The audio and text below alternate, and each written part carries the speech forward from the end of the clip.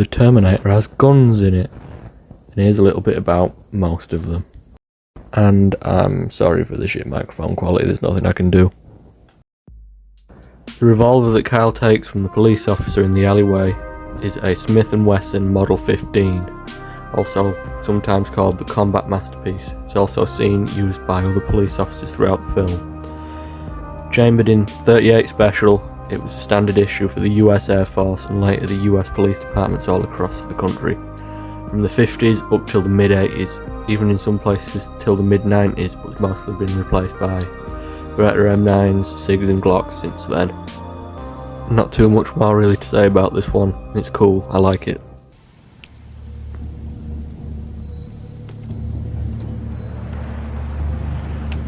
The 12 gauge autoloader.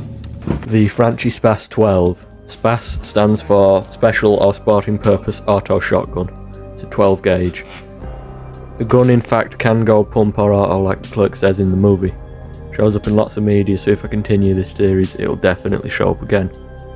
The ability to switch between pump or semi-auto is quite unique. Semi-auto uses a gas blowback system to load in shells. It can be switched to pump action for reliability or for special rounds like beanbag rounds, tear gas or even flashbangs in 12 gauge shells. I like this one. The 45 long slide with laser sighting. The AMT Hardballer long slide. Chambered in 45 ACP, manufactured from the 70s to the mid-2000s. Very cool. The long slide is less well known and mostly made famous by the Terminator. The AMT Hardballer is based on the 1911 A1 obviously. Standard length AMT Hardballer can be seen in many films, series and games. Agent 47 famously uses two hardballers. I will do a video on the Hitman games if anyone wants that. The long slide version has a 7-inch barrel, like me, rather than the standard 5-inch. The Armalite AR-18. This is another gun that the Terminator takes from the gun store. It's chambered in 5.56 NATO, meant as a cheaply manufactured alternative to the AR-15. It's considered a commercial failure in the United States, but did see mass production in other countries, being manufactured by Sterling in the UK and Howa in Japan among other countries.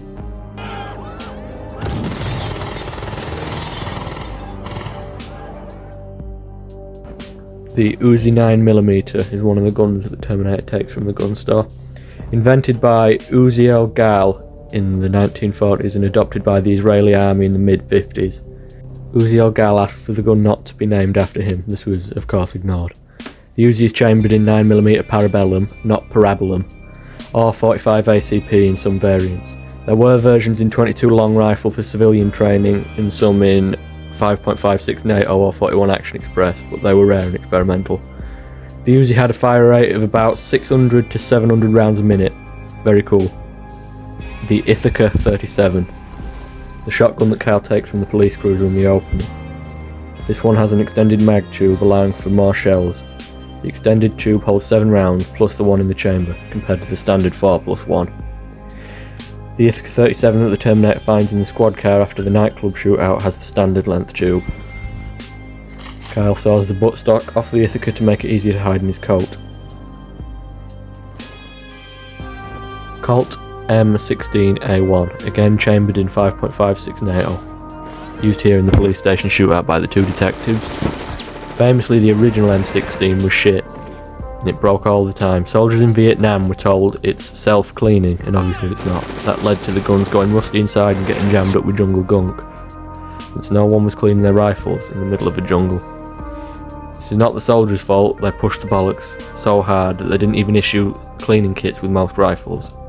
Lots of improvements were made between the original M16 and the M16A1. Forward bolt assist, making reloading smoother and more reliable. Chrome lined chamber and barrel to stop rust. A select switch that allowed for semi or fully automatic fire when the original was locked to fully automatic. It now shipped with cleaning kits and a bunch of other stuff that really should have just been included to begin with. There are one or two other improvements, but not significant enough to talk about here, and I don't know that much about it.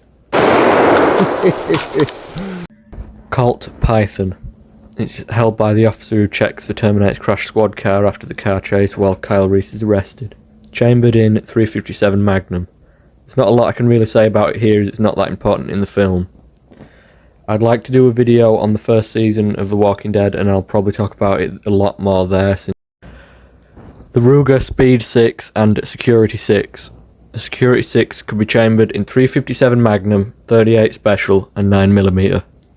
The Security 6 in the film is probably 357 Magnum.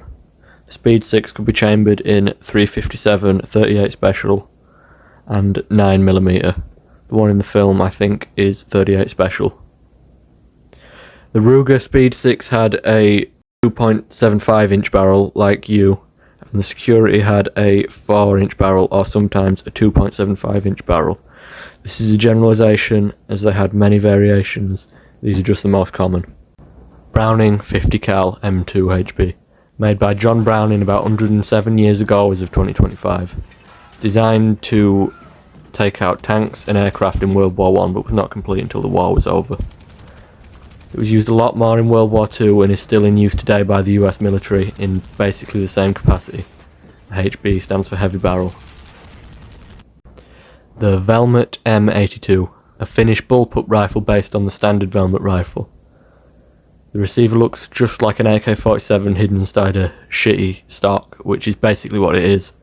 I get the impression no one liked this gun. People say it's uncomfortable, impossible for left-handed shooters to use. And this is my final ranking. Sorry for the abrupt end and the bad mic quality. I'll leave links to videos on all the guns shown here in the description.